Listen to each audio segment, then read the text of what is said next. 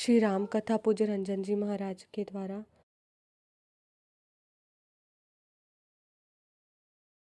मिलने आया हूं, कहां है मां? विभीषण जी ने युक्ति बताई कैसे वहां तक पहुंचा जाए। हनुमान जी वही छोटा रूप बना करके अशोक वाटिका में गए। जिस अशोक के वृक्ष के नीचे मेरी मां बैठी थी, उसी के ऊपर पत्तों के पीछे छिप के हनुमान जी बैठ गए। मन में विचार करने लगे, क्या करूं क्या करूं, कैसे मां से मिलूं, दिन है, अभी तो सभी लोग यहां पर हैं। अभी उसी समय हनुमान जी सोच ही रहे थे, तब तक रावण आ गया। रानियां हैं, दासियां हैं, सेवक हैं, सैनिक हैं। आया, आकर मेरी मां को अनेक प्रकार से रावण ने त्रास दिया।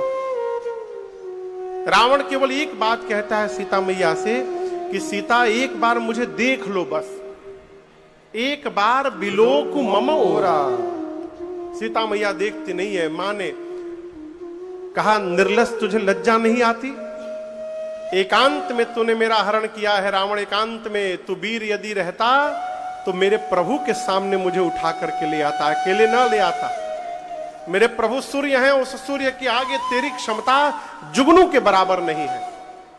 रावण सुना मैं जुगनू, आया, आवेश निकाला, चंद्रहास खड्ग सर को धड़ से अलग कर दूंगा। मंदोदरी जी ने हाथ पकड़ लिया, बोला उचित नहीं होगा। रावण ने राक्षसियों से कहा, समझाओ सीता को, 1 महीने में मेरी बात नहीं मानेगी तो चंद्रहास खड्ग से सर को धड़ से अलग कर दूंगा, मैं काट दूंगा सर इनका। डरा करके रावण गया। मां की सेवा में जो मुख्य राक्षसी थी उसका नाम था त्रिजटा। त्रिजटा ने बाकी की राक्षसियों से कहा, देखो रावण जो बोला है उस पर ध्यान मत देना, अब मैं जो बोलने जा रही हूं उस पर ध्यान दो। क्या? मैंने भोर में एक सपना देखा है आज। क्या देखा है? सपने बानर लंका जारी, सपने बानर लंका जारी, जातु धान सेना सब मारी, जातु धान सेना सब मारी। हर आरूढ़ गण 10 सीसा, हर आरूढ़ गण 10 सीसा। मुंडित सिर खंडित भुज बीसा, मुंडित सिर खंडित भुज बीसा। एहि विधि सो दक्षिण दिश जाई, एहि विधि सो दक्षिण दिश जाई। लंका मनहु विभीषण पाई, लंका मनहु विभीषण पाई। नगर फिरी रघुबीर दुहाई, नगर फिरी रघुबीर दुहाई। तब प्रभु सीता बोली पठाई, तब प्रभु सीता बोली पठाई, तब प्रभु सीता बोली पठाई, तब प्रभु सीता बोली पठाई। त्रिजटा जी ने कहा कि रावण के आने के पहले भोर बेला में मैंने एक स्वप्न देखा है। क्या देखा है? लंका में एक बानर आ गया है, उसने पूरी लंका में आग लगा दी है, राक्षसों को मार दिया है।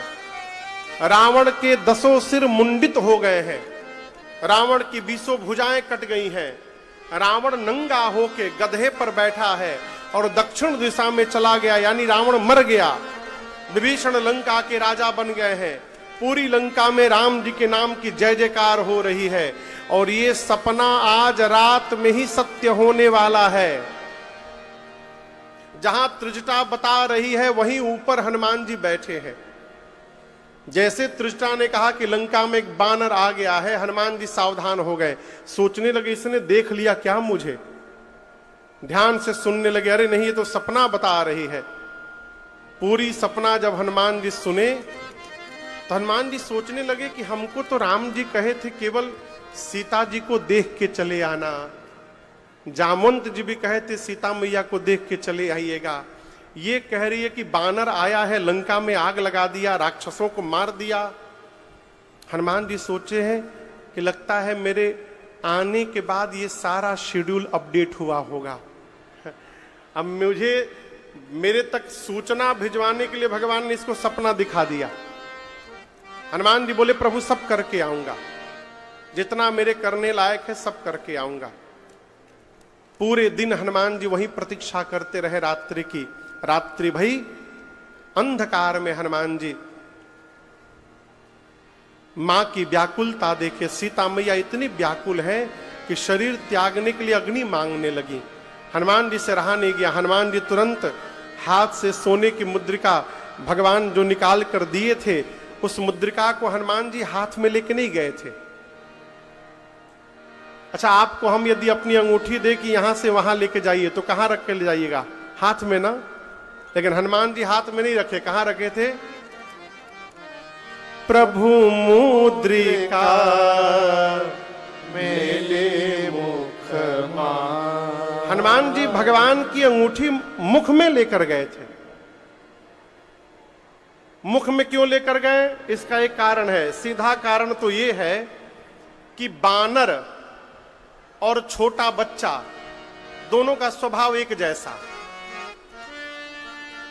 बानर को आप एक जगह बैठाइए, तुरंत उछल कूद करके उधर भाग जाएगा, इधर भाग जाएगा। बच्चे को बिठाइए, बच्चे भी उछल कूद करके इधर उधर भागते हैं। दूसरा, बानर और बच्चों के लिए सबसे सुरक्षित स्थान उनका मुख होता है। आप देखिएगा, छोटा बच्चा कोई भी सामान लेता है ना तो सीधे मुंह में डालता है। उसी प्रकार बानर भी कोई सामान लेकर मुख में डालता है। एक तो ये सीधा कारण। दूसरा कारण, उस मुद्रिका पर राम नाम लिखा हुआ था।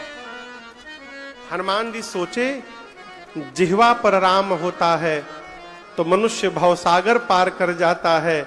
यदि अंगूठी का राम मेरे मुख में आ जाएगा तो मैं लंका का सागर अवश्य पार कर जाऊंगा। इसलिए हनुमान जी मुख में लेकर के आए। तीसरा कारण, हनुमान जी कोई कुर्ता उर्ता पहन के तो गए नहीं थे, बानर के रूप में है। सोचे यदि हाथ में लेकर जाएंगे, किसी से फाइटा फाइटी करना हुआ, किसी को मुक्का उक्का मारना हो तो कहीं गिर और ना जाए।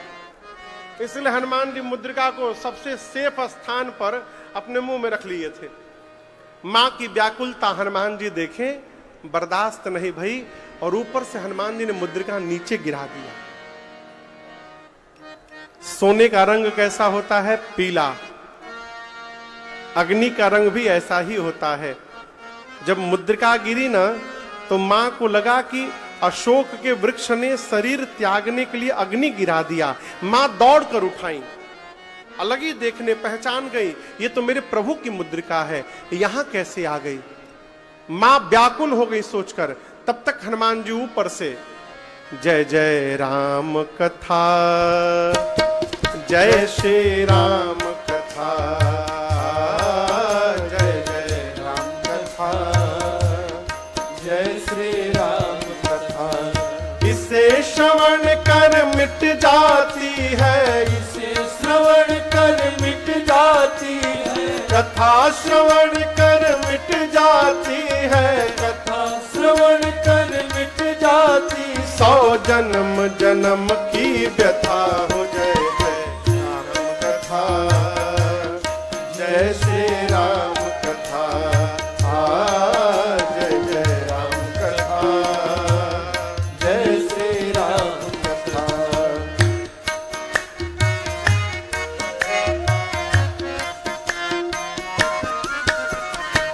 देख परम बिरहा कुल सीता, सोचन कपि कलप समबीता। देख परम बिरहा कुल सीता, सोचन कपि कलप समबीता। रामचंद्र गुण बरनय लागा, सुनत ही माता कर दुख भागा। रामचंद्र गुण बरनय लागा, सुनत ही माता कर दुख भागा। तेरा भी सब दुख भागेगा, तेरा भी सब दुख भागेगा, मेरा भी सब दुख भागेगा, मेरा भी सब दुख भागेगा। मेरी माँ सीता कर जथा हो। जय जय राम कथा, जय श्री राम कथा, जय जय राम कथा, जय श्री राम कथा। इसे श्रवण कर मिट जाती है, इसे श्रवण कर मिट जाती श्रवण कर मिट जाती है, कथा श्रवण कर मिट जाती, 100 जन्म जन्म की व्यथा हो जाए। जय श्री राम कथा, जय जय राम कथा, जय श्री राम कथा, जय जय राम कथा, जय श्री राम कथा। हनुमान जी महाराज